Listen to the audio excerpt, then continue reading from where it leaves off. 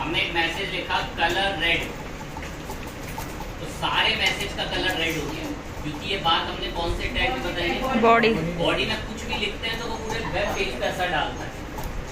मैंने body tag में लिखा फॉन्ट का स्टाइल इटैलिक। बॉडी टैग में फॉन्ट का स्टाइल क्या लिख दिया? इटैलिक। रिफ्रेश करते ही पूरे बॉडी टैग में जितना भी मैसेज था सब क्या हो चुका है? इटैलिक। कैसे मैसेज इटैलिक करा, कलर करा, बैकग्राउंड वगैरह पे, ठीक है, हमारी मदद हुई, बहुत अच्छा लगा, बढ़िया से वर्क हुआ, ठीक है, देखने को मिल गया। तो बॉडी टैग में कुछ भी अप्लाई करते हैं पूरे वेब पेज पे अप्लाई होता है, कितना नोट कराया था। फिर आपको बॉडी टैग पर ही बैकग्राउंड इमेज लगानी सिखाई थी, फिर हम लोग लेते थे बैकग्राउंड इमेज, अभी तो सब हटा दिया। बैकग्राउंड इमेज में लेते हैं ये URL फंक्शन और डबल कोट्स में इमेज का नाम लिखते हैं। मेरे पास इस कंप्यूटर में एक इमेज रखी हुई है टॉय 3 के नाम से, सामने इमेज दिख रही है।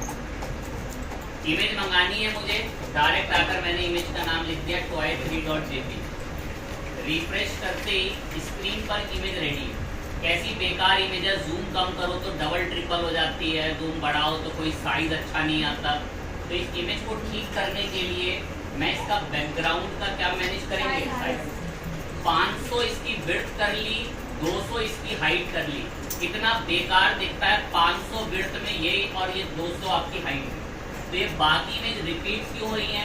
अगर ये बाकी इमेज कभी भी रिपीट होती है तो बैकग्राउंड रिपीट करके आकर बोल दे क्या, तो बैकग्राउंड रिपीट बंद हो गया। सर इमेज का साइज तो अभी भी खराब है, तो आप अपने लेवल पे बढ़ा सकते हो।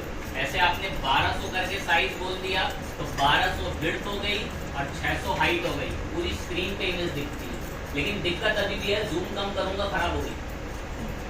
इसके बेस्ट था कि आप इन दोनों को ही हटा के सीधा इमेज का साइज क्या बोल दो, कवर। अब ये कवर स्क्रीन रहती है इमेज। अब मैं टेक्स्ट को जूम कम, अब मैं जूम कम ज्यादा करता हूँ तो टेक्स्ट जूम कम ज्यादा होता है, इमेज को कोई फर्क नहीं पड़ता। तो इसके लिए हमने बैकग्राउंड का साइज क्या लिखा, कवर। पहले इसका साइज ये लिखा हुआ था, इसलिए वो नाराज था और बेकार साइज देता।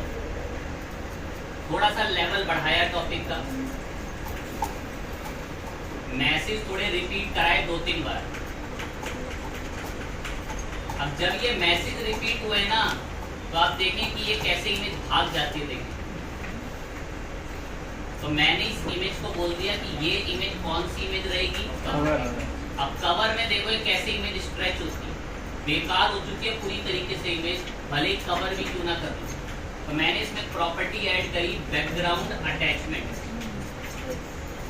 और बैकग्राउंड अटैचमेंट को हमने फिक्स कर दिया। तो ये इमेज अब अपनी जगह पे फिक्स रहती है और देखो कंटेंट कैसे स्क्रॉल चल रहा हो। ये सब भाई मैंने लास्ट टाइम पढ़ा रखा है, मैं रुक के बात करना पसंद ही नहीं कर रहा हूँ। फिक्स करने से बैकग्राउंड हमारी कितनी मदद है। अब मैं इस इमेज का थोड़ा सा साइज अपने लेवल पे डील करके कम ज्यादा कर लेता हूँ। कोई कह रहा था कल नहीं आ रहा मैं, कुछ नहीं होगा। ठीक है, इमेज का हमने साइज थोड़ा कम करा है अभी यहाँ से आके।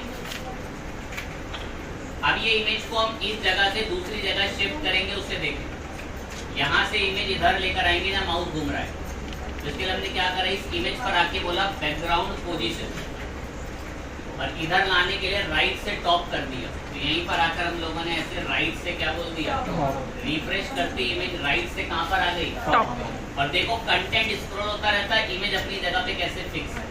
और आप चाहो तो इसी इमेज को राइट से टॉप की जगह पर राइट से ऐसे क्या भी बोल सकते हैं, जैसे नीचे फिक्स रहेगी और देखिए कंटेंट स्क्रॉल होता रहेगा।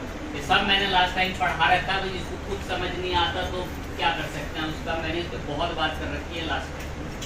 हमें आज नया टॉपिक पढ़ना है, उस नए टॉपिक की हेडिंग कॉपी में डालने के लिए रेडी।